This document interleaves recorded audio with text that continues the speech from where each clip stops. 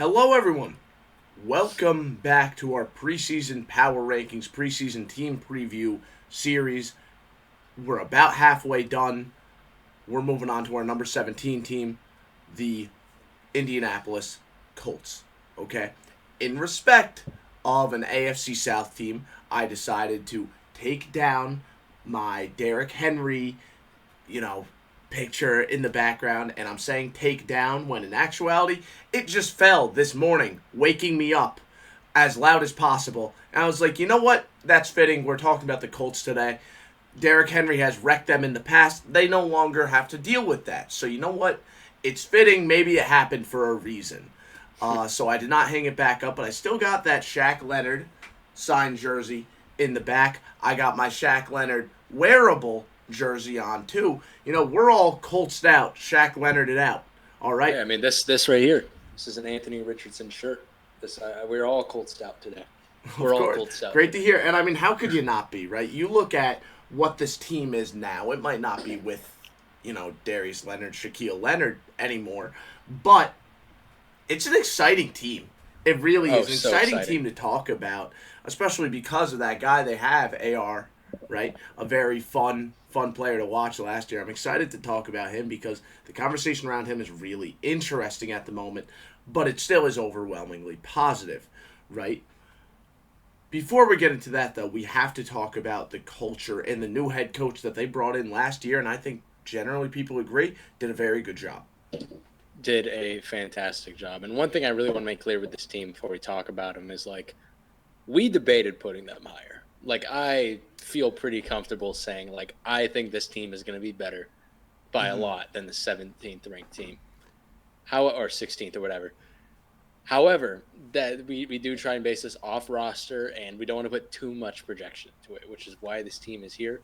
But there's going to be a lot of good things said about this team and their future and what's going on this season. Yeah, listen, they got a lot of things in play that make me feel very positive. You are probably higher on this team than I am. Yeah, I think this team and the next team we're going to get into, I'm not going to spoil it, are kind of more of your ranking. I like them at 17. I think we definitely agree. We definitely agree more on this team. Yes, for sure. But you're definitely more positive on this team. I'm not going to lie here. I like them.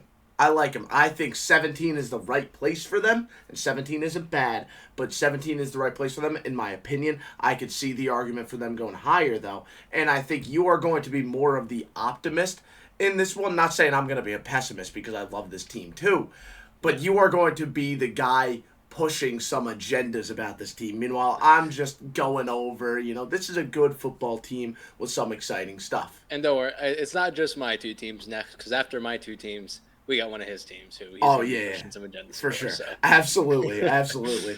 But again, I want to get into the head coach and culture with this team. They brought in a new head coach, Shane Steichen, last year. He did a very good job.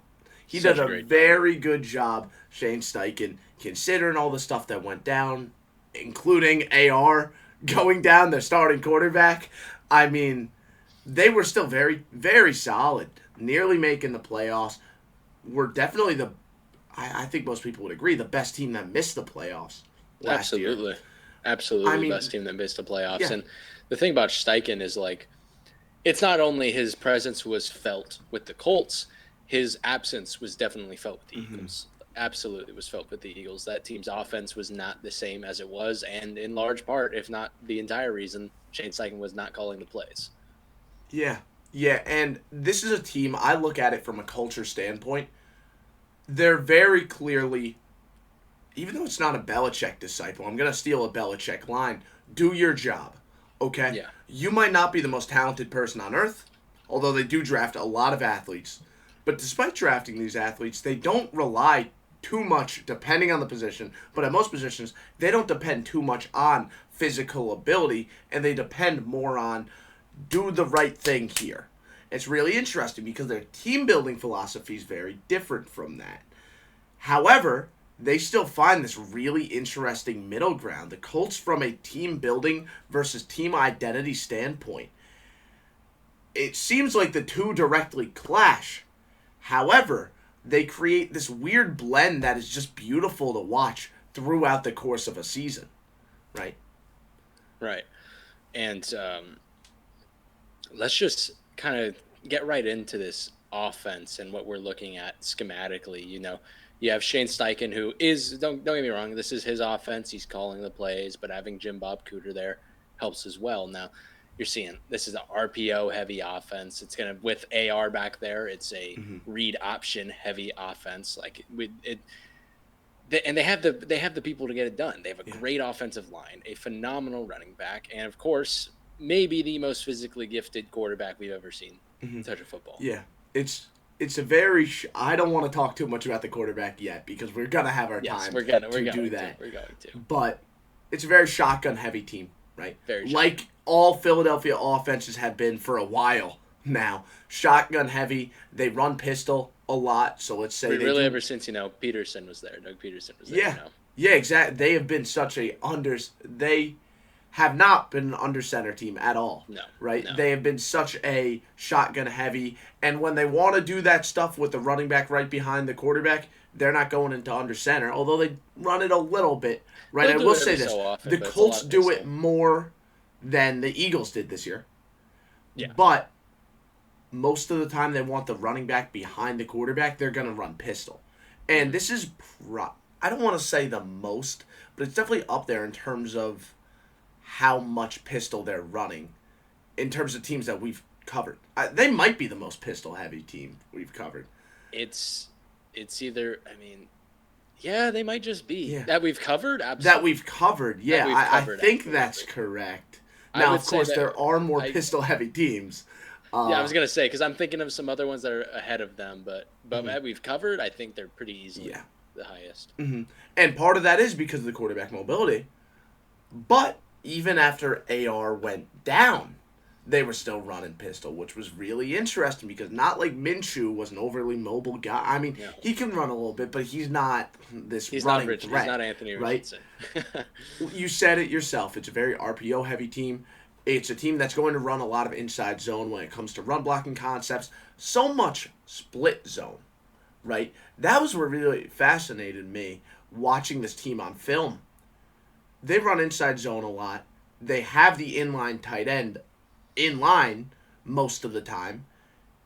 And they not very rarely, but it is a pretty rare occurrence for that tight end to take a step play side.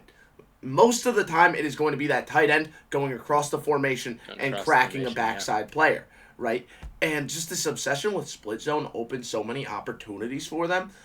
And you see it when AR is on the field too. Let me just say this right now.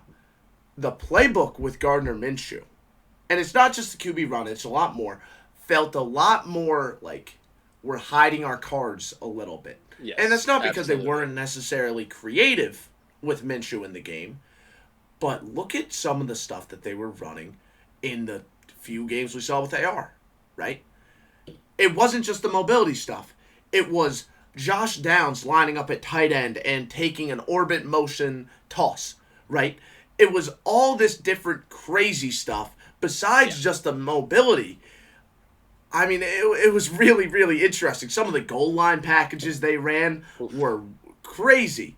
But then when they have three people in the backfield, two exactly. But then AR went down. It felt like when Richardson went down, like you said it yourself, it felt like a portion of the playbook kind of got locked away. Like it's like, man, we drew up all these plays for Anthony Richardson. Minshew can't run these plays. We can't. Let's just let's save him for next year when we get him back.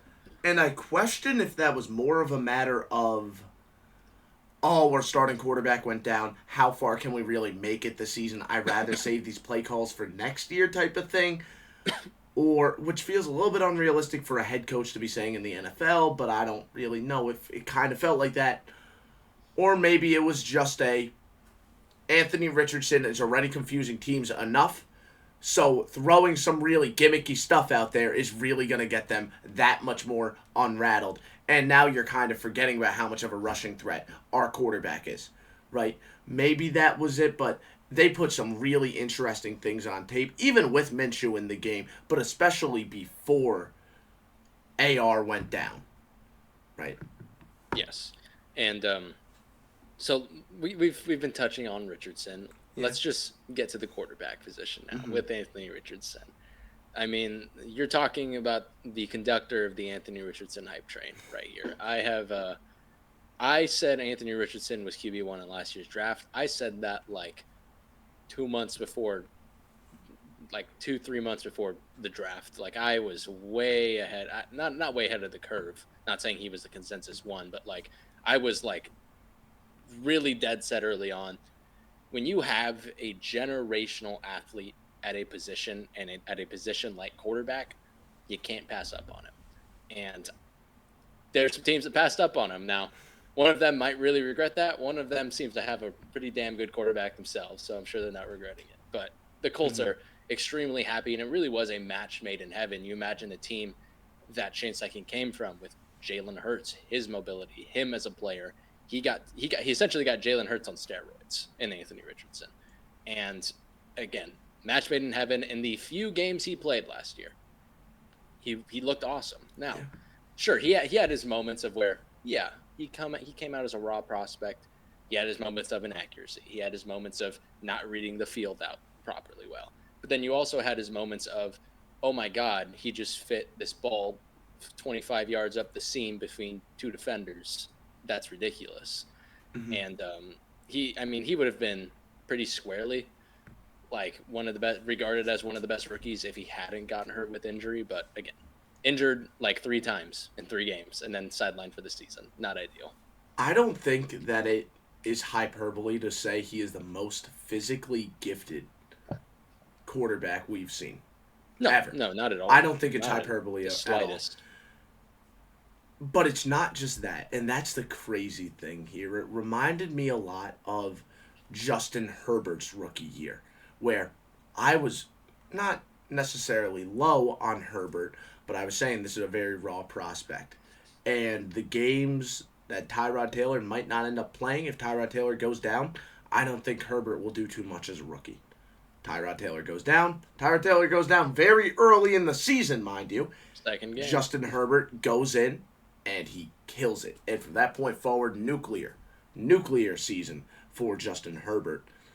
And I watched AR, and I don't know how he did it, but a lot of those raw aspects of his game from a mental recognition standpoint, he was on point. He was on point objectively. Now it does help. Shane Steichen's offense, and I don't mean this as a knock on Richardson. I mean it Right. more as a appraisal to Shane Steichen. But his offense is a lot less dependent on the QB mentally processing stuff, right? The passing concepts are a lot more, hey, if you see this coverage, just throw it here, right? Yep. We're going to have faith in this man to beat this man. Just stare at him until he beats his man, right? Right. It was a lot less going from read to read and quick timing and all that stuff. It was more physically, we know you could put the ball in the right spot. We know this person can get enough room in this matchup for you to be able to put it on point, win, right? It was a Yep. my guys versus your guys, go ahead and win type of passing game. And it worked because you had a rotation of like 3-4 guys that could consistently win those matchups. Now, I would be completely mistaken to go over Anthony Richardson and not mention his big weakness. It's not his accuracy, although that is a little bit of an issue at times. It's a mechanical thing at times. Exactly. It is injury. That is the concern. Absolutely. It is not a question for me, and this might be where you and I differ here. For me, it is not a question of if Anthony Richardson goes down. It's a question of when. All right? And maybe it's a little bit early for me to be saying that, but the guy played 3 games, and he got injured 3 times throughout the season. 3 times, yeah. I mean, And I don't blame you for thinking that way. And I think it's a running style thing for him. If you could coach out that running style, then you feel better about it. But if he's going to keep slamming into people at full speed, it's not fun. Here's the good thing, right? Here is the thing that makes me really optimistic or really happy with this team. they added a backup. Like, I think they could go out with Joe Flacco, and they could do some damage, man. Because Joe Flacco or Gardner Minshew, after last year, I think Give me I'd take Flacco. Flacco. I think Absolutely. I'd take Flacco. I'm not taking Pro Bowler Gardner Minshew. Okay. Yeah. And listen, I don't hate Minshew, No. but Flacco, you could go out, win games with Flacco, man. And you can Totally. with Minshew too, of course. But you could, like, win games. In the playoffs against the Texans, I know the final score tells a very different story, but that game was close for a decent amount of time, right? Hmm. And Flacco was part of that reason, right? Flacco was able to make some plays, man. And he's a veteran. He knows what he's looking at. This is an offense with the weapons that could really allow someone like a Joe Flacco to come in late in the season, make sure they still make the playoffs, and then maybe AR comes back in the wild card game. Right. And it's cool. It's cool because we'll touch on it soon. But this also isn't a team that's going to require Flacco to throw the ball 30 times a game. This is a team with a really great running back with a really great offensive line. That all the weight won't be on his shoulders, you know. But yeah, Richardson. Back to him real quick. It was cool because coming out of college, I thought yes, he was absolutely a raw prospect, absolutely. But I thought it was a bit overblown because that Florida team was like bad offensively from a offensive line standpoint to a receiver. God, the receivers on that team were bad, and suddenly gets put in an offense that's better, and he just like those raw attributes that people saw weren't as raw because it's not him completely by himself on a team. He's surrounded by some really great weapons and a really great team. But let's move on to that team then real quick, and let's move on to these receivers where we're both really excited to talk about these guys. And we'll start with their ex, Michael Pittman Jr., who, like, yeah, is he the elite of the elite? No, but this is a damn good number one target on a team. Mm-hmm. So, Pittman is a guy who I kind of see as a little bit more of a jack of all trades type of dude. He's also someone who settled. I think his best trait, and I want to hear your take on this because I think this is a question that a lot of people have a different answer for. But if I was asked to pick his best trait, I think I would say it's his ability to settle against zone. But again, he's a really well-rounded guy. He's just really well-rounded. Yeah, Absolutely, contested just balls, really run after catch, and that's route where, running. He's so well-rounded. That's kind of where I am with him. Like, if I were to pick one true one, I really like his run after catch ability. It's one of the more underrated run after catch receivers in the league. Because, like, he's not an overwhelmingly fast guy, especially when running routes. But he's got, like, a second gear when he gets the ball in his hands. He'll get the ball in his hands. Suddenly, gear kicks in. He's gone 20 yards down the field. And, and he consistently does that. And I think that if I were to pick his best trait, that'd probably be mine. But I'm not going to argue with you because, again, jack of all trades, master of none type of guy right here. Of course. And so I want to go on a tangent, but I don't want to skip over Downs. Right? No. Because Downs is a slot. We can move to the guy who's going to play Z. Okay. That's fine. So you know where I'm heading here. Yes, absolutely. And I'm going to be right behind you. Well, you're higher on him than I am. I am. For those of you that don't understand, A.D. Mitchell out of Texas. This guy, I think everyone agrees he's a good player. Despite whatever with the diabetes type thing like that is a red flag, of course. Right? I understand it. That is something I feel like too many people are saying, oh, NFL scouts are overblowing that. I get why that negatively affected his stock. However, if you're talking to me just purely based off the film that these guys put out in the 2024 NFL Draft, looking at the wide receivers, Marvin Harrison is the best prospect I've ever watched. But then who's that next receiver? Now, this is where a lot of people disagree with me. This is probably one of my bigger hot takes from draft time, but I still stand by it. It's A.D. Mitchell. All right? This guy, from a route running perspective, is phenomenal. He has the speed that you'd love to see. I mean, this is like a 4.2 guy right here, 4.3 guy. Like, he has speed, man. And he runs routes so well. Like, when you have the mixture of great route running and great body control and speed, like, it's really hard to have all that. But when you do, that's how you get, like, a Tyreek Hill, right? That is how you get one of those insane separators. And I think he has the ability to do that while also being 6'3", right? Like, he's a big dude who isn't spectacular after the catch, but do we not see the traits he has that can make him great after the catch? And Right? not only that, but do you need him to be necessarily Yeah, on this team? exactly. You Right. have these other guys. I mean, you just said it right there, right? Pittman was very good after the catch last year, right? They have Downs, who is a very speedy slot guy, who could be very good after the catch. So I just look at it. Listen, I would be. I'm not gonna lie, kind of shocked if we're going into next season and we don't see Pittman as the second option in the Right. passing game. I truly do feel that way because I love A.D. Mitchell and what he brings to the table. The only thing that leaves a little bit of in my mind is this diabetes thing. Will that affect his game? Will that affect his playing time? Will that affect him practicing, getting used to NFL speed? I don't know. But if it doesn't, he's going to be a stud. He's going to be one of the bigger draft steals we've seen in a very long time.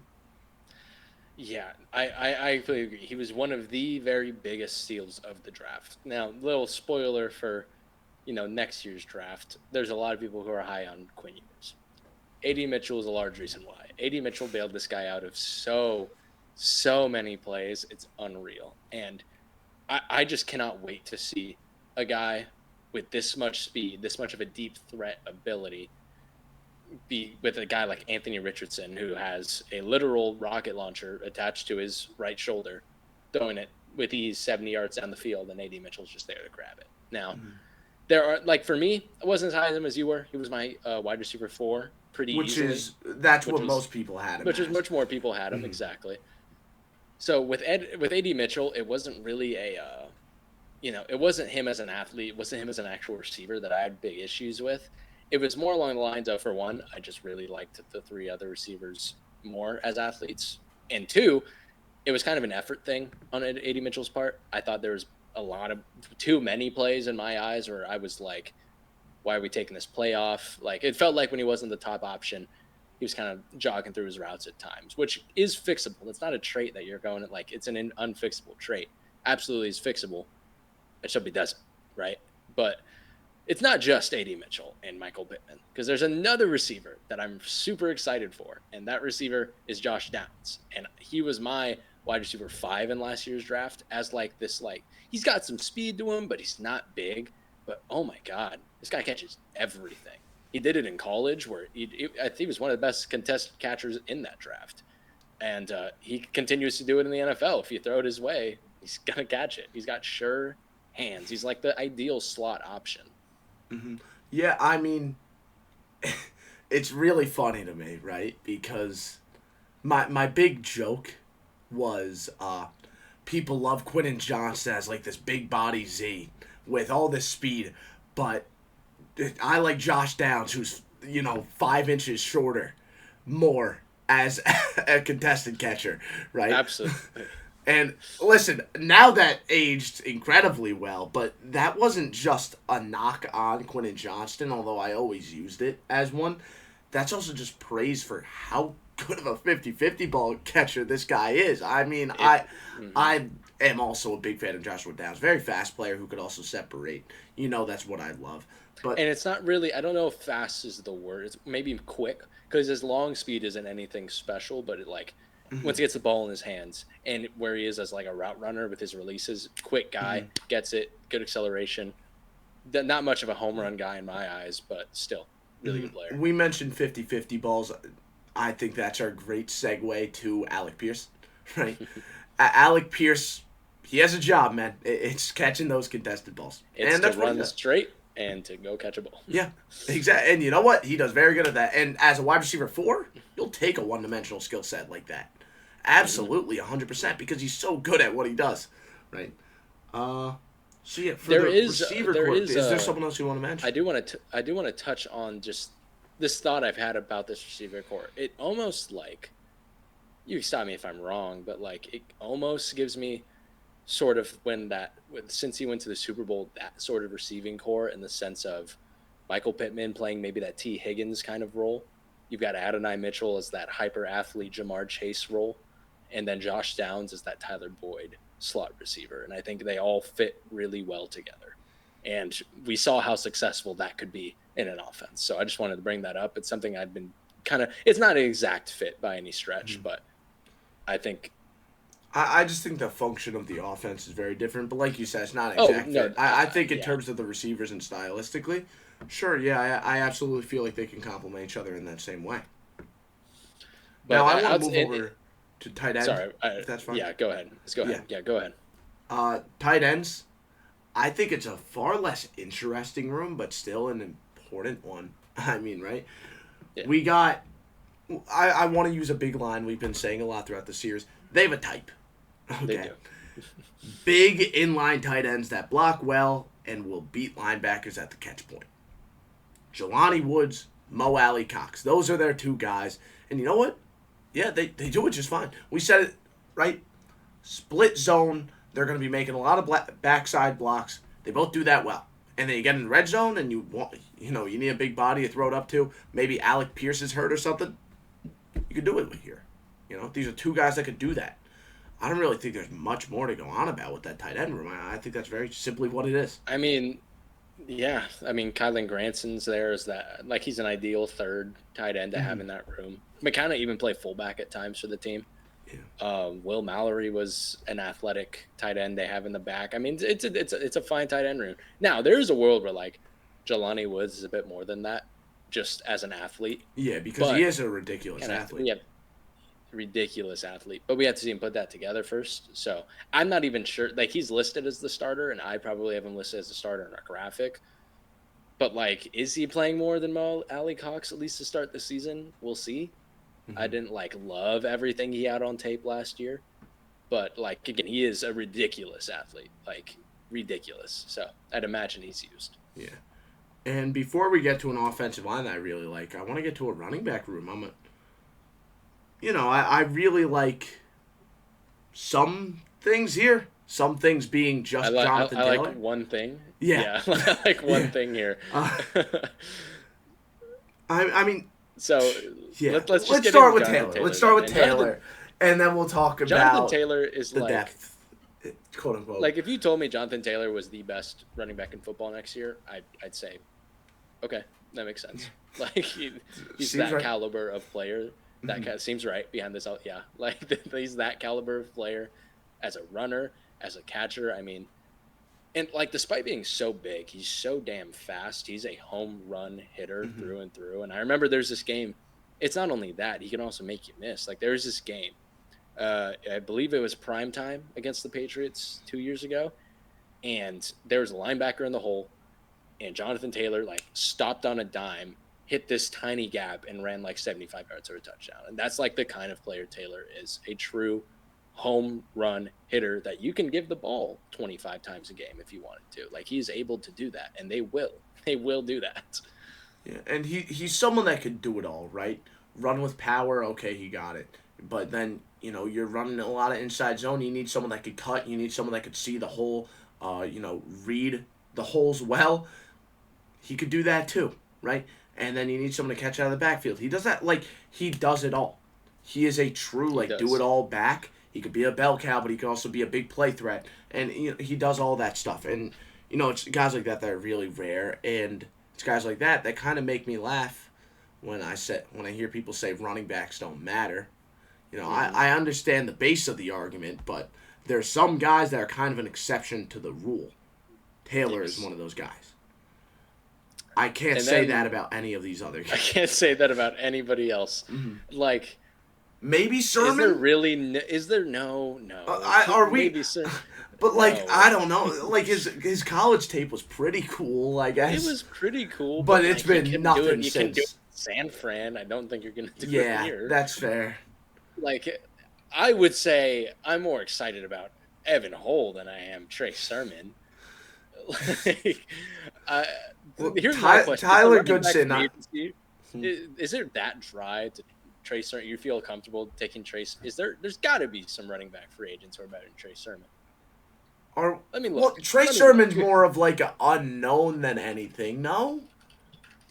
I guess, but It's I mean, more I of guess like, that's the how did he case. go from a player that people were kind of all right with in college to now like waiver wire fodder bouncing around the league? Like, that's the big question that makes everyone kind of disgusted by that name.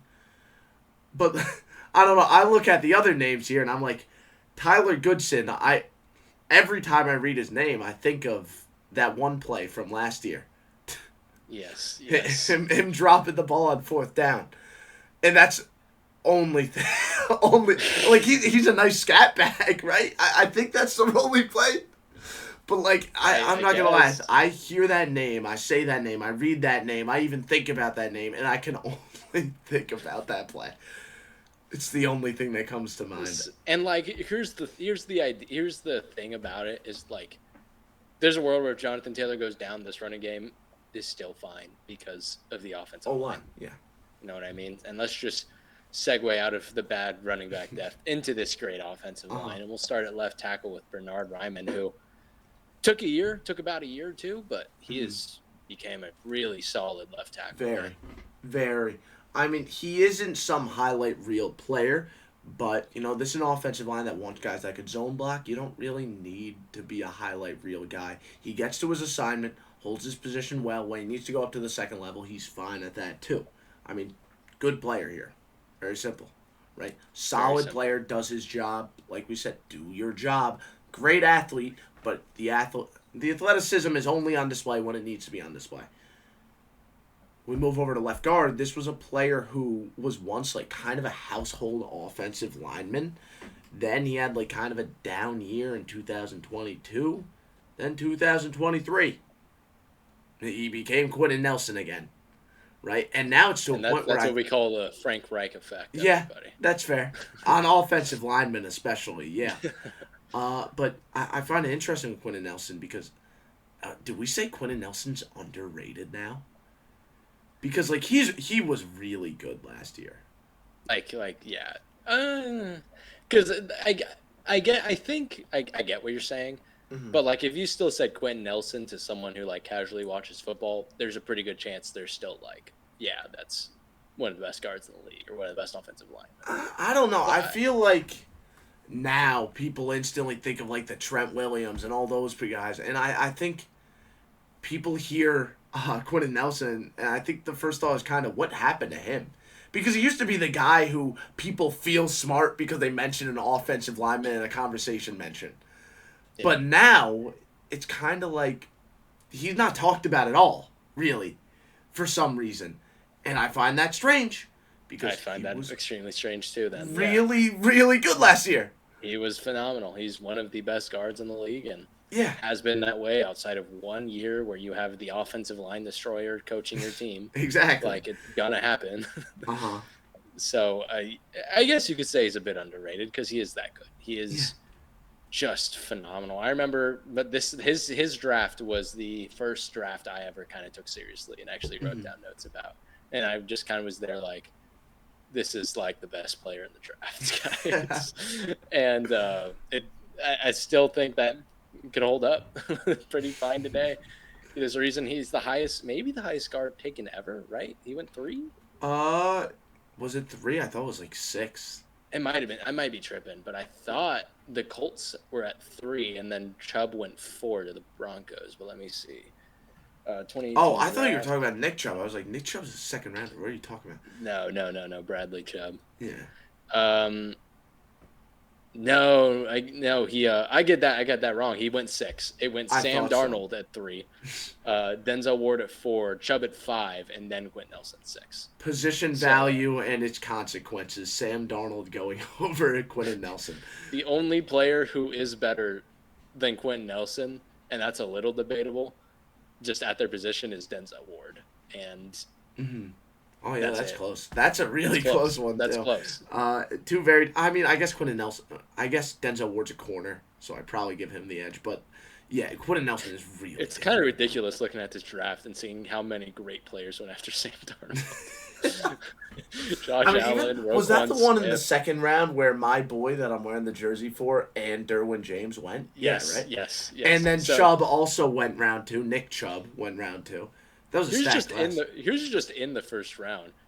after him: Quentin Nelson, Bradley Chubb, Denzel Ward, Roquan Smith, Josh Allen, Vita Vea, Minka Fitzpatrick, Deron Payne, Colton Miller, Tremaine Edmonds, Derwin James, Jair Alexander, Frank Ragnow. This goes on forever. This I goes feel Nick bad Chubb. for the Jets fans that were just a little bit curious. Hey, yeah, the Colts are interesting this year. I want to click on this video. They just caught a huge stray for no reason. No reason. Yeah, no, this was a crazy good draft for Indy. Oh my gosh. Braden It Smith. sure would was suck really if you were to levered. take a bust of a quarterback, third overall. What a stacked draft class here. But yeah, no, Quentin Nelson, very good football player. Their center's also really good, though. I think this is someone really underrated. Ryan Kelly, he's been so And good for it so comes long. down to Frank Reich again because he was bad in 2022. Like Ryan Kelly was straight bad in 2022, and then he leaves, and then he's good again. And yeah, one of the more underrated centers in football. Yeah, one of the most underrated centers since like 2010. Honestly, like he's been playing since 2016. He's been pretty damn And he's good for been a while. good, and he's Yeah. been good. Right guard, you have. I think this might be a battle. I don't know how you feel. Yes, it will Uh, be a battle. I think at some point in the season, Tanner Bortolini plays, but Will Will Fries Fry probably starts. starts. Will Fries wasn't like He he wasn't had bad. he had some plays that were like, ooh, yeah, that's something enticing. And he's still Yeah. relatively young. Like he got drafted 2021, right? And Yeah, and then there's that picture of him with the backup center, Wesley French, and it was French fries, and it was like, that's sick. Okay. that is his legacy, I'm afraid. that is unfortunately Will Fry's legacy. And then the offensive line is rounded out with Braden Smith, who also been there a while, been Yep. pretty damn good for a while. Been very good for a Yeah. while. Another guy who's just solid, but he makes plays. Zone blocking scheme, you need athletes. They got athletes. They're not gonna wreck you, but they're gonna be able to get to the second level consistently and really help the run game in that way. And that's why they drafted Blake Freeland, who is like their depth tackle. But they also took him as kind of a like project tackle as well. He came out of BYU as this like really raw but really athletic, big offensive lineman who gets to sit behind Braden Smith for another year or two. So they might have something in him in the future. So we'll see. But Braden Smith is the guy there at right tackle, of course. And I still would imagine Freeland's not exactly ready yet. So if he were to go down, it'd be pretty rough. But another thing to mention about all these linemen, like, yeah, they're not over some of these guys are not like overly athletic, overly like powerful run blockers, but they're all really solid in pass protection. You're not really worried about any of these guys in pass protection, which you can't say for a lot of offensive lines. And then listen, when they're trying to pass protect, Jonathan Taylor's also a good pass blocker. And then so it that helps helps. when you've got a quarterback who, like, one of my favorite things about Richardson coming out was he would like had a good pocket presence at like his age, which was really rare to see. Yeah, and it was really tough to tell. Is he just unaware in the pocket, or is he just tough? And I think over time it became more and more clear. Oh, it's not that he's oblivious. He's just completely fine taking a hit. And when you have that injury history, it's kind of a gift and a curse. But it really helps when it looks good, right? He has some really nice throws while getting hit. This offensive line will protect him, and hopefully that won't be the case this year. Offensive player of the year, offensive superlatives. Who are you thinking? Offensive player of the year is really tough here. I'm curious. It is really tough. I'm taking Anthony Richardson. I have to. He's my I chose him as a dark horse MVP type of player, man. Like he's. Well, I just don't know if he'll stay healthy. And that's the thing. I'm gonna bet on him staying healthy because I do think a lot of his injury, actually all of his injuries, I went and checked, have been outside of the pocket. He's just running into somebody. I'm expecting this coaching staff sat there this offseason and said, "Don't do that, please. Please slide or get out of bounds." And I'm hoping they get it through his head because I think if he stays healthy full season with this offense, we're looking at this is a special player. This is a very special player. I really think just based off the little bit we've seen from him, I would say he's like a top 12 quarterback, like at least, right? Yeah. And that's not even as like a passer, which still needs to come along, but he's not that bad at it. His floor is just a runner makes it so high. His floor is like player. Yeah. Because And again, he is. I thought that in terms of how that offense structures, he was really able to execute it so well, even as a passer from the pocket. Yes, absolutely was. And that's because with his arm, he literally can put it anywhere he wants. It's kind of just like, hey, as you said, this offense is our guy's going to be this guy. If you see this coverage, throw it here. And that's what he did. That's what watch him throw a seam ball in like cover 3. Oh my Lord, coverage, dude! There's so many clips from the Jags game that were like, man, that's beautiful. Yes. There's again, my favorite clip of the season came against the Rams. It was on 3rd down, and it was a Josh Downs seam throw. That was just like, oh my God, dude, how do you do that? Again, debatably, like it's not the strongest arm in the league. It's close. It's really close to the strongest arm in the league. How far can he throw an orange? That's the question. That's what we need to see, right? Now, nobody in this league can throw it as far as Joe Milton. So as far as I'm concerned, Joe Milton does have the strongest arm in the world. Yeah, there you go. Offensive player of the year, I put Quentin Nelson. That's perfectly fine. He's going to be good. The only thing is he's a guard, but like, I think there's too many mouths to feed for it to be a pass catcher. I mean, JT. I was going to say, I'm a little surprised none of us said Jonathan Taylor, because Jonathan Taylor might just be the best running back in football next year. So, with me, it's tough, right? If AR goes down early and he's gone for a while, JT is going to produce, right? You know what? I think I got to switch it to JT, because even if AR is healthy, yeah. Because they're going to be like, we don't want AR to run, and that's one less defender on JT. Yeah, exactly. And even, like, I could see JT still averaging, like, at least 100 yards per game, even with AR taking carries from. Yeah, it's definitely JT. It absolutely is. I tried to be, the offensive lineman. Give the offensive lineman respect. No. Yeah, it's JT. And then I imagine we have the same offensive rookie of the year. It gotta be AD. It gotta be AD. Yeah. I think he's gonna be the wide receiver 1 towards the end. Now, I'm assuming our X factor is the same, and I'm assuming it's on offense. So my X factor is kinda. This is the first time where I'm not really picking. Like, I am picking a player, so I'm still counting it, but like it's kind of not a player. Okay.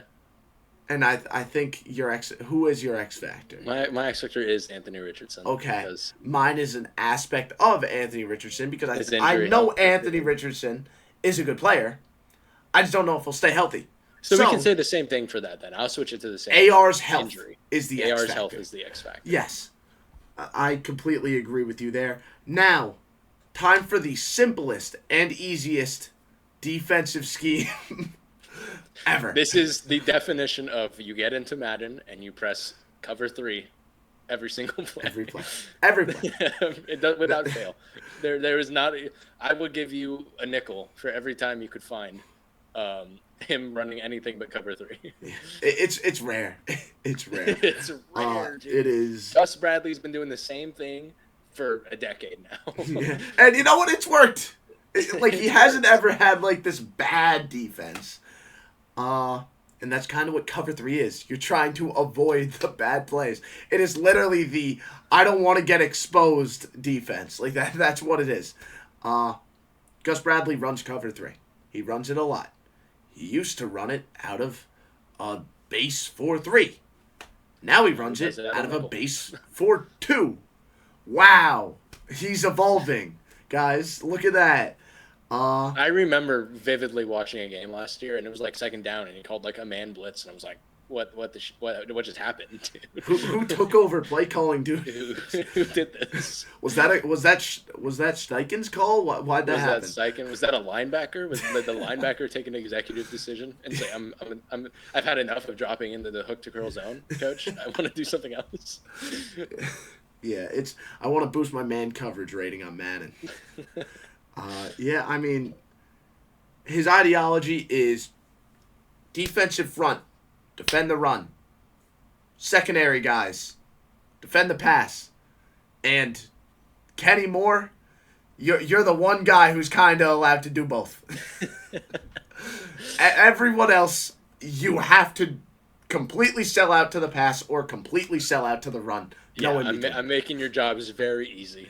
Yeah. And don't get beat deep. You can get beat short. The thing that was really funny last year was this defense actually wasn't overly great last year.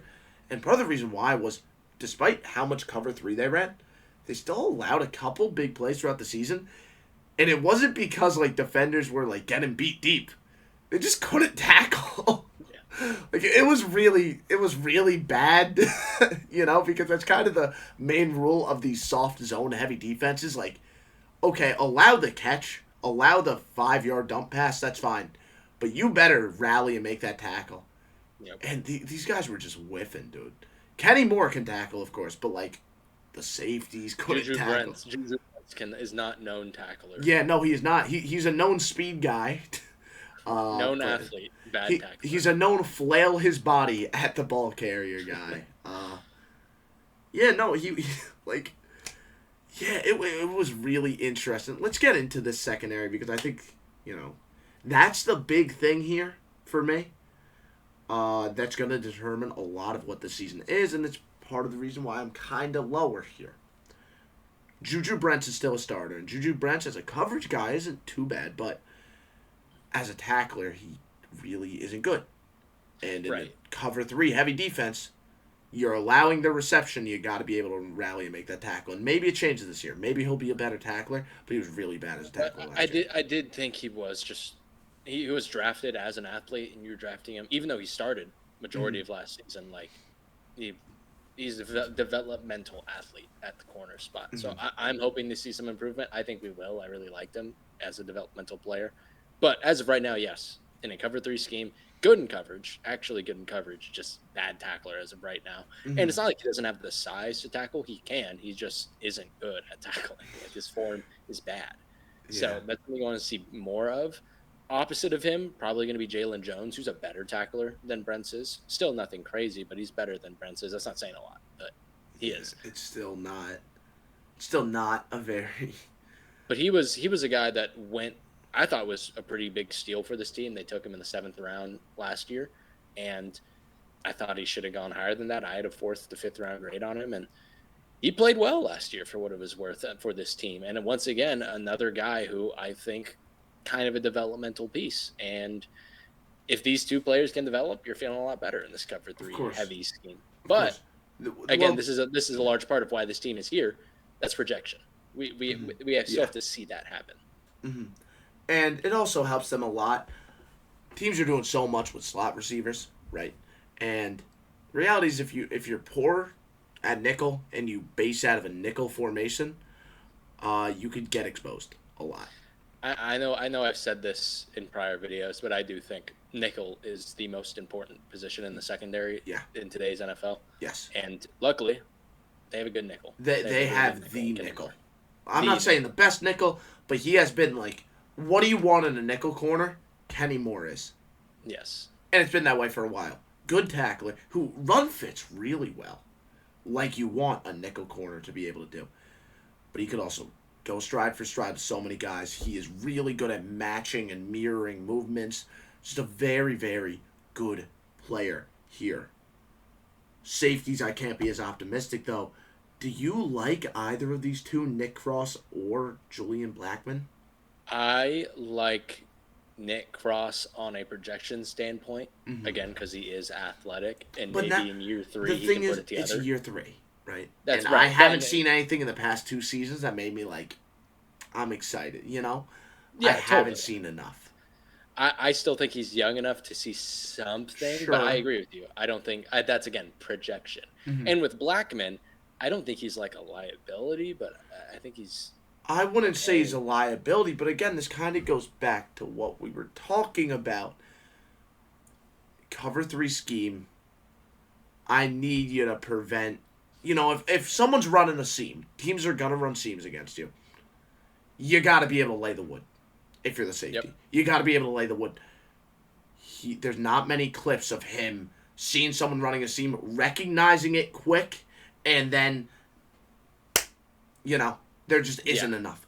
Which is why, as I a think strong you could safety, see, that's your role.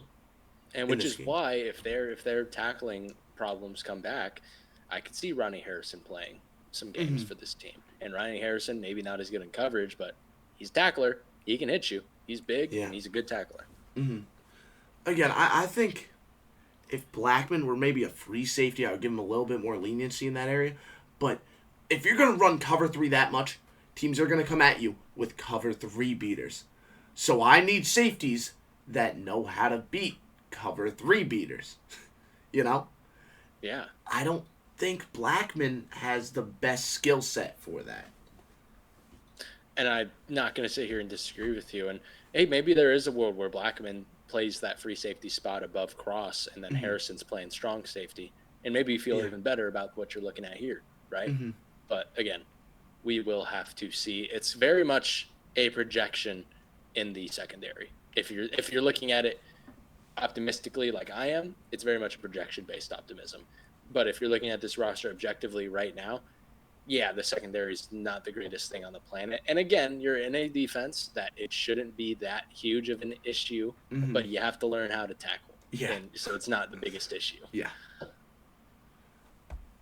But now let's move down. Let's move down. Let's have some optimism here. Love these linebackers, man. I really like these linebackers. Well, let me just say this, man. The Colts have been really good with these linebackers. And developing them, for a while now. And it's been among different coaching staffs now, right? Under Eberflus, you had Leonard, you had Okereke. Both of those guys were phenomenal. I mean, Okereke is one of the best linebackers in football. Phenomenal. Okereke is one of the best. Leonard's unfortunately lost a step, but he was the best. Well, if not for injury, he probably still would be one of the best at least. Zaire Franklin was someone who came in and has done a very good job stepping up in place of Okereke. And then EJ Speed was a special teamer. Like, that's what he was for so long. That's what I wanted to say. He's one of my favorite stories because, he was this, 12th man special teamer for the longest time on this team. And then he finally got a starting gig, and he's been good. He's been good for this team. He's been awesome. Now, it does help they don't have to cover overwhelming amounts of space. But, again, coach, put me in the hook to curl zone. That's all I'm doing. Exactly. And they do a fine job. They do. Let me say this right now with Zaire Franklin specifically. He plays like his hair is on fire. Constantly. I love watching Zaire Franklin play. Love it. There's definitely better linebackers, of course, but he's someone that is so exciting because he is so clearly he is instinctive and he pursues like an animal out there, man. Like an animal. And that feels like it's been the case with all of these Colts linebackers. There's a sense of urgency in their play style. Yeah, there's a sense of urgency in their play style. There's never a lack of effort. It's very cool to see, and it fits well with the defensive line that's in front of them because it's a really maybe not elite defensive line, but it's really good. And it's a defensive line of guys that are great gap fillers. Yes, and because of that, you need linebackers that can clean up after them. These linebackers do great on cleanup duty. These defensive linemen do a great job as gap fillers. That's how the Gus Bradley front seven works, man. Let's start with the two defensive tackles real quick because I think those are the highlights of this defensive line for sure in DeForest Buckner and Grover Stewart. Let's start with DeForest Buckner. He's the most well-known name on this line, and for good reason. Came from San Francisco, and he's just a monster, man. As a run defender, especially as a pass rusher, he's the best pass rusher on this team. He's just an animal. We use that name for the linebackers. We're using that name for him as a defensive lineman. He is just awesome. Yeah. And he's someone that I like as a gap filler, but I also like, time to disengage, make a play. He does that. And he does it well. And he's someone that could beat you with power and speed. Yep. On the interior. He's got good hand movement. He's got good hands. He's the whole package. He really is. Yeah. And next to him is, in my opinion, one of the more underrated defensive tackles in the league in Grover Stewart. We want to talk about gap filler. A guy who's a good run defender. Oh, that's Grover Stewart, man. Big number 90, man. Big number 90. Big number 90. I have a type. I have Yes, a you type do. now. Yes, you do. You do At have a type. defensive line. On the interior. Grover Stewart is one of those guys that fit that type. Right? He is just an unmovable object. Throw double teams at him, throw the best offensive lineman in the league at him, whatever. He isn't moving. It's just not happening. Ever. And as a pass rusher, he might not do much. But, man, you need someone to just stick it in that gap. Just stay there. To hold their ground, he does it. He does it every single time. Raekwon Davis is another name I like in terms of depth. But really, it's those top two guys that I love. Love that duo so much. And I'm glad we've got to see it for a while now. So let's move on to these ends, and I have one question for you. Mm-hmm. Who do you think the odd man out of the three ends are in Samson Ebukam, Kwity Paye, and Laiatu Latu? So who's going to be on the rotation? This is the thing that kind of bothered, or I find it really strange, because we talked about the stereotypical Gus Bradley team. The defensive lineman, has Gus Bradley ever had, an overwhelmingly good pass rusher? Ever? Even in the Legion of Boom days? No. Yet he took a pass rush specialist in round 1? That's strange. Over, a Jared Verse, who Yeah. I had as the top edge. Exactly. And there's a lot of people who are he's a better scheme fit, too. Yes. Now, here's the thing. I want to say it's about Latu. There's a lot of people who had Latu as, sure thing, top defender in this draft, one of the top defenders we've seen come out in a while. Yeah. I disagree. I think he's a really good pass rusher. Mm-hmm. I think that's kind of where his upside stops. He's not some he can. We've talked about him before. He can do both. He's a good run defender. Yeah. He's a good pass rusher. It's more for me I don't think he has this extremely high ceiling that some people are talking about. Sure. Okay. Yeah. I agree. I agree. But I do think he's someone day one, most prepared defensive lineman out of this group, except honestly except Verse because I really liked Verse. I did too. But in terms of a pass rusher, definitely the most pro-ready pass rusher. With Latu, I just find it such a strange fit because this isn't someone that's going... If he makes a play against the run, he's making a play against the run. He isn't going to seal the offensive tackle early. Yeah, exactly. But that's the thing with Latu in general. When he's making a play, it's happening it's a play. It's happening quickly. Exactly. This isn't somebody who gets late into a down and he's suddenly making a play. This is it happens early or it kind of doesn't happen. Yeah, exactly. Because he's either beating an offensive lineman off the snap with some crazy move, which again, he has really refined moves. I'm not down in that. Extremely, extremely refined pass. Or he gets engaged and he doesn't win after getting engaged. No. That's the reality, right?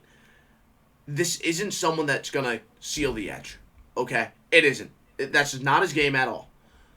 So why is it that a defense that is built on this philosophy of defensive linemen hold their gap, linebackers clean up, why do they go with someone like him? It's really strange from an ideology standpoint because this is so out of character for Gus Bradley. However, defenses are going to modernize. I guess I like what they're doing because, listen, I'm not saying Laiatu's a liability. He's a very good player. A very good prospect. And he could be a very good player. I'm just saying he doesn't really fit the bill that they normally go with. So is he... So here's the question. Is he a starter? Is he starting or is he a rotational guy? I think he starts as a rotational guy, but the reality is we talked about how we don't really love this secondary. You want to get to the quarterback. I think that's why they took him round 1. They kind of want to change how this defense works. They want to change it in a way that allows them to put more pressure on the quarterback. I think Ebukam is the guy out. I disagree. I think you think it's Paye? For sure the guy out. I thought Ebukam was a lot better than Paye was on film last year. I don't disagree. And I watched it on. I remember Samson Ebukam was one of my favorite players to watch on tape last year, just because like I did a lot of film reviews on my TikTok. I never got around to doing a Samson Ebukam one because I was like, no one wants to watch Samson Ebukam film, right? But like, he was good, man. He was No, really good. I'm not disagreeing. However, again, if you're starting Latu, it's because of what you want to do now, right? And I think if you're really trying to go for this new identity of getting to the quarterback, you want it to be this duo of freak athlete and another kind of freakish guy in Kwity Paye. Ebukam, I agree, was a very effective player last year. But they already made the commitment to Paye because he was a first-round pick. And I think Paye offers more upside to be this kind of game-changing. I'm going to go with the word game-changing here. Game-changing because he has the rusher. athleticism, absolutely. Yeah. And I think that's why. If you're starting Latu, why stop at just Latu in terms of freaks? Sure.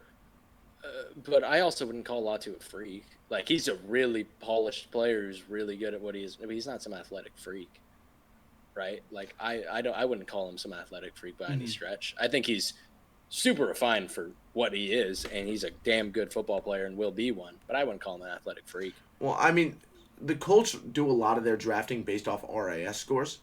They really value that. Everyone they draft is like a really good relative athletic scorer in their combine. And Latu's combine tells you freak. Like that's the reality. He had a very high RAS. How much does that really matter if he doesn't show? Because the fact is, you're correct. On tape, he wasn't a freak. But physically, he has freak traits. Sure. Sorry, it sounds like I'm shitting on Latu. I think Latu starts. Yeah, straight up. I think you think he just starts over. We're just disagreeing on. Do we think that there's a world where Latu was maybe taken as the replacement for Paye? That's kind of where I was leading because, like, I think Ebukam showed enough to keep his job. Like, he was good last year. Paye bad enough for them to want to go ahead and replace him? Yes. You think? I was not impressed by Kwity Paye last year. I thought, sure, he had some, he had a good amount of sacks on the team, but like, I wasn't super impressed on a consistent. I had a whole video talking about how sacks are a very misleading stat. Yeah. Outside of the sacks, I just wasn't impressed by Kwity Paye. Okay. Well, I think. Listen, I'm all for Ebukam. Ebukam, a very, very talented player. Like, I'm not denying you there. I think I feel a little bit differently about Paye. I think he's definitely progressed as a player, and that makes me think, why would it stop now? I also think the fact he was a former first-round pick. But again, that is going to be a conversation throughout the season, 100%. And there's also a world where, like, all of these guys are just kind of coming in and off the field. Like, it's Ebukam on this down. It's Latu on this down. It's Paye on this down. Like, you never have too many defensive ends. You can never have too many pass rushers, right? Too many edge rushers. So it's a fine problem to have, right? Like you don't, and they can be a decision they make midway through the season where, like, say Bukum's taking a step back and you're just Kwity Paye's taking a step forward and you're like, cool, Paye and Latu. Latu's doing a lot. Paye isn't taking that step that he wants. Abukam's a better player right now. We want to win games. Go Ebukam, right? Like that's just.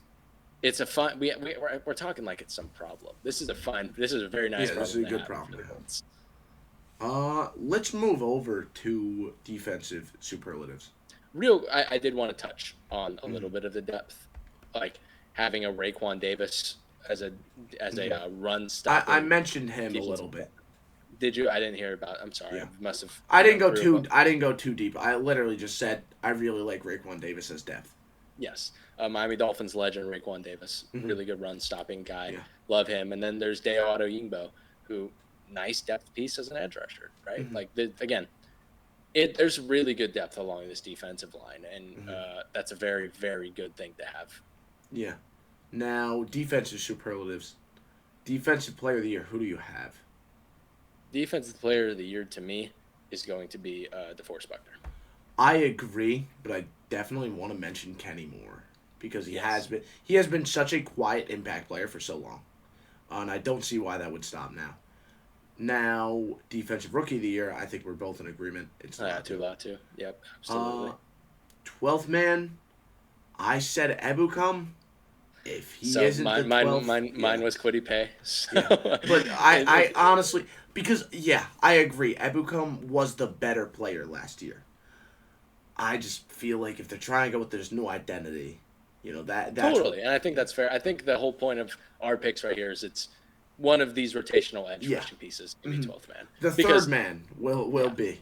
The third man will be. And we both agree it's not going to be Latu. Latu will be starting. I just don't see why they would draft him round 1 if that wasn't the case. Exactly, I agree. Now, special teams. Rigoberto Sanchez, fine punter. Matt Gay, fine kicker. Like, they have the mid guys here. Right? That's what their kicking and punting group is, right? Yeah. Now, we move over to returner. I don't love their returners. I'm being completely honest with you. This is okay. I know how you feel about Trey Sermon, but in college he returned kicks. Like, that is what he did. Maybe that's why he's on the roster. Maybe. So maybe he's the move here. Juju Brents, that could be fun. He could do it. I'd imagine DJ Montgomery probably does. DJ Montgomery. Dallas Flowers was a returner for them in the past.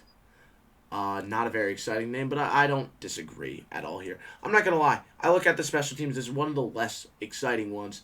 The only thing on special teams that excites me is a great gunner they have in Ashton Dulin. Mm-hmm. However, he's coming off an ACL tear. So, what do we really got? There's not really many names either We were not prepared for the Joe Flacco special teams returner. And there we go. Arm, that's something. Tosses it across the field. That's something. Or they just ignore him enough. They put him in there as the throwback guy, and everybody just goes to the other side of the field. Yeah. And he just takes off, right? There you go. That could be the play. But now, the schedule. This is the fun part for me. This is the fun part. This is the highest record in terms of my prediction that I've had, and definitely will remain the highest for a couple more teams.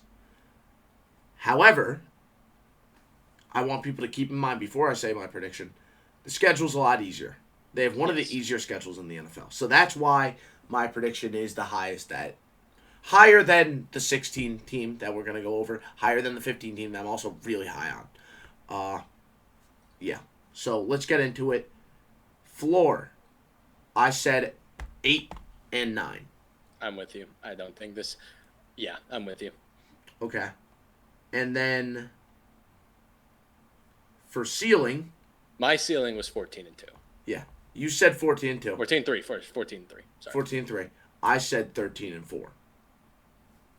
So 14 and 3 is what we're going with as a group because that's how we agreed to do this. Lowest floor is going to be the floor. Highest ceiling is going to be the ceiling that we agree on. Prediction... What do you have here? I have a ridiculously high prediction. I'm going 12 and 5. I have 11 and 6. Okay, cool. I'm not a complete outlier. Cool. So I'm curious.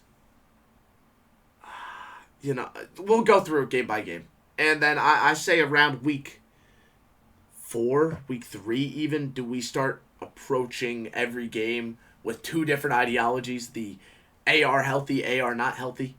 Sure, I think that's okay. Okay. So week 1. Texans, CJ Stroud's very good player. At home. Yeah. Very good player. Yeah. I think we kind of have to go with Houston, no? I think they're going to split this season. That's fair, but do you really think week 1? I mean, I guess anything can happen week 1. I think being at home is a big deal. I think having a fully this is not a banged up A-Rich. This is Anthony Richardson. Yeah. Complete off season, fully healthy. Mm-hmm. And again, Steichens to be pulling out. Like this is an important game. This is a tone setter for the rest of the season. Steichens pulling everything out of the bag. I could totally see the Colts winning this game. I just feel like so much hype is going to Houston this year. They can't go out in week 1 lose to a division rival. I think that's totally fine. I think it's an up in the air thing. I just wouldn't. I'm cool saying the Texans, Yeah. absolutely. I think it's going to be a split, but I think week 1 Houston wins. That's fine. Yeah. At Green Bay in week 2. This is a good one. This is one of those games where like I would probably actually lean Green Bay just because I think their offense is a really good matchup into this Colts defense. Yes. Yes. I completely agree. LaFleur and all the Shanahanians really love their passing concepts that beat cover 3. Love it. They have so many. They have like a full book of plays just against cover 3. The anti Gus Bradley book. Yes, exactly. So I definitely agree with you there. So we kind of have them starting 0-2. Then Against two very good teams, Yeah, mind you. Like yeah. these are teams that you'll see. We haven't named them yet, and that's for a good reason. They're still up there. Yep. Rookie quarterback in Chicago. How do we feel? I really like the Colts in this game. I think I agree. this is a defensive line that this offensive line can take advantage of, Mm-hmm. and I think there's gonna be a lot of running yards put up by Jonathan Taylor. Yeah, I think that's fair. I also don't think. I don't think that they have Keenan Allen, who is a very good zone beater, but I'm not gonna act like the Bears match up overly well against a scheme like this. I don't think they Right. match up poorly against it because how do you match up poorly against cover 3? But I just don't think they match up overly well against it. Is kind of my point.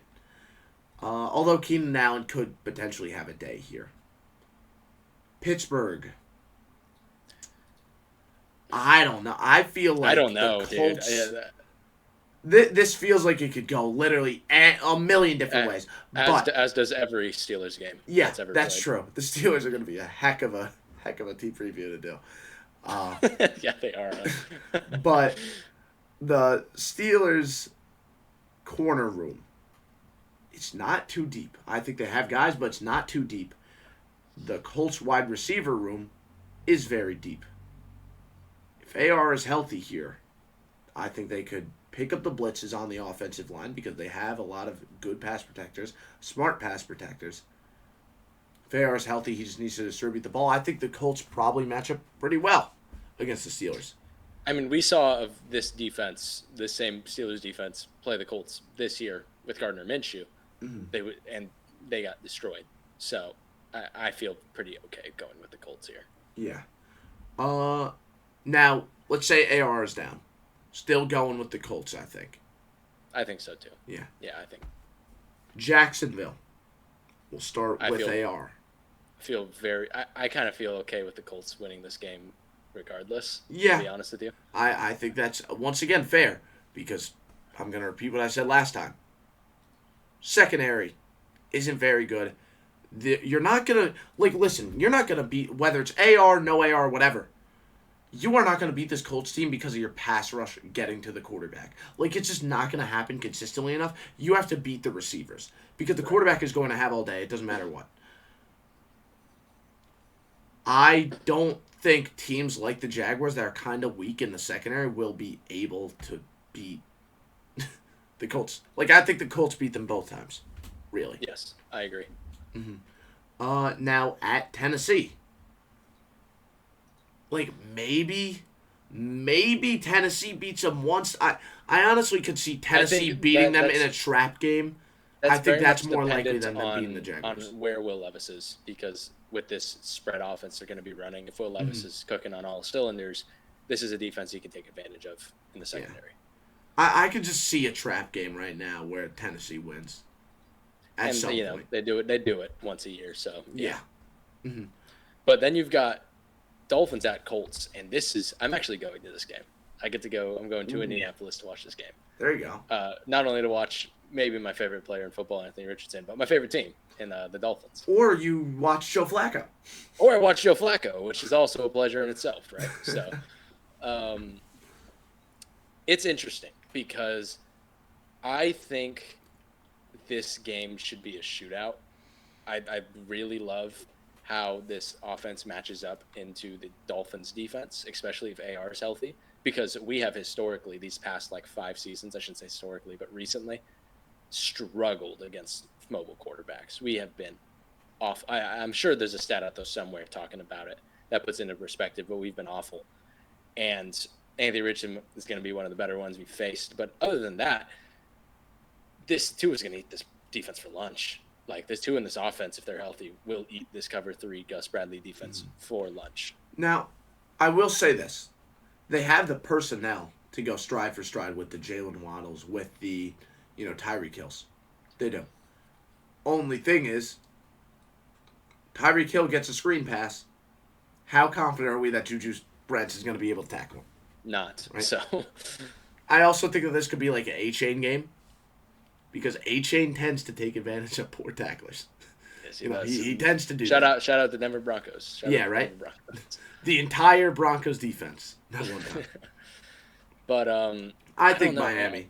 I think Miami should win this game. Again, I don't think I don't know if this defense stops this offense one time. We agreed Texans will split it with the Colts. I think the Texans are going to lose this one, even though they're at home in this one, because I have them winning the other. Cool. Then they go into Minnesota. Blitz heavy team.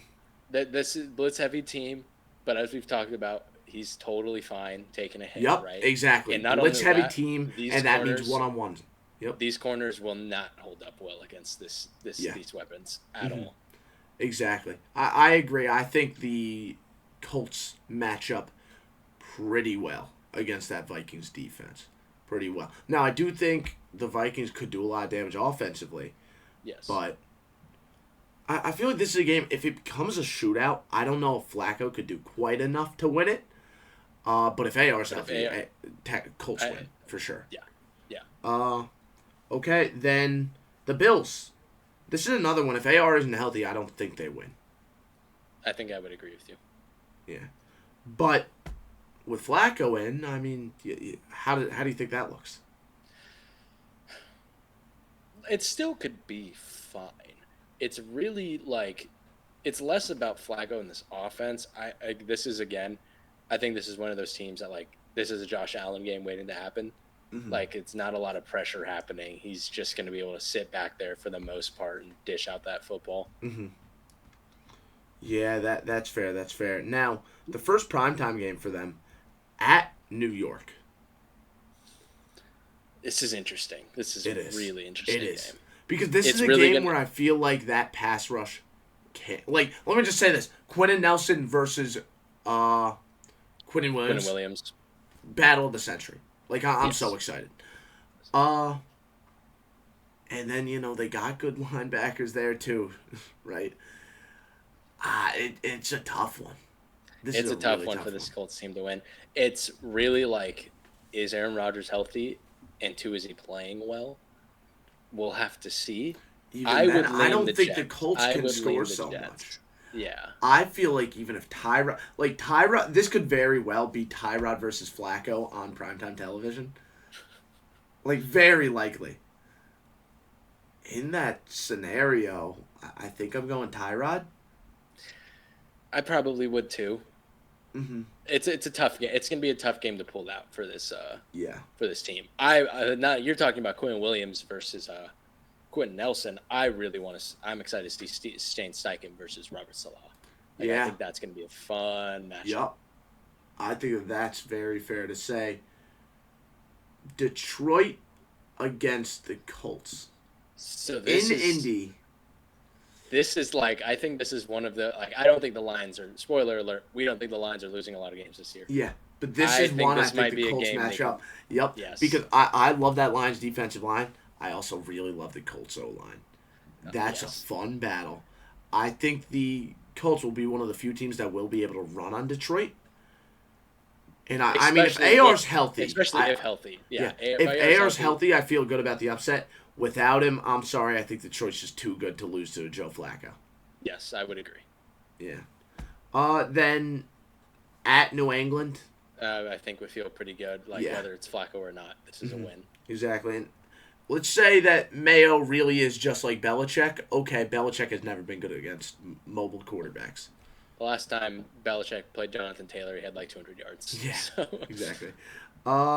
Then they have a bye week. Then after the bye, they play against Denver. They're not losing against Bo Nix after a bye week. It's just not happening. Will not happen. We're gonna say that Denver defense is not stopping Anthony Richardson and Shane Steichen after a bye week. That's just not gonna happen. Mm-hmm. We're saying that's just waiting to be clipped. I hope you under like we said that so confidently. This is gonna be put in the Bo Nix MVP edit that happens next year. Yeah. Okay, so week 16, Tennessee. Is this the one where we see that upset? I guess, right? I feel like they're bound to upset them in one of these games. This is kind of a gut feeling type of thing. Yeah, one of those things. That's fine. Yeah, I think a week 16 upset just feels right. 2 weeks after a bye, yeah. Then the Giants. Yeah, I think the Colts beat the Giants. Yeah, I think the Colts beat the Giants. Yeah, absolutely. I feel like that could be a really good Latu game. Yeah. Right there. Hold on. Is Evan Neal starting? Is Evan Neal starting? Yeah. If yes, it's a loss. It is week 17, so hopefully by now they discovered he's a better guard, but we will see. You saw Illuminor today went down with an injury. That could have been really bad. He tweeted that he's good. Okay, thank God. That could have devastated the Evan Neal chart. We would have released another Giants breakdown where they are lower. Like that means Evan Neal is starting at right tackle all season. Yes, which means 0-17 season. Only logical conclusion. Now they wrapped the season up against Jacksonville. I think they beat Jacksonville both times. I think they beat Jacksonville both times as well. Yeah. All right, so that's it for this team preview. I hope you all enjoyed. If you want more of my content, definitely look at the channel down below. Subscribe, leave a like, do all that good stuff if you did enjoy. And if you want to see the next part, check out the description where Dean's channel has the other videos. He's been doing the evens. I've been doing the odds. If you want to stay in the loop with all this, you got to subscribe to both of our channels and stay updated. Follow me on Twitter. Do all that stuff. Look at the links down below. Thank you all, and I'll see you all next time.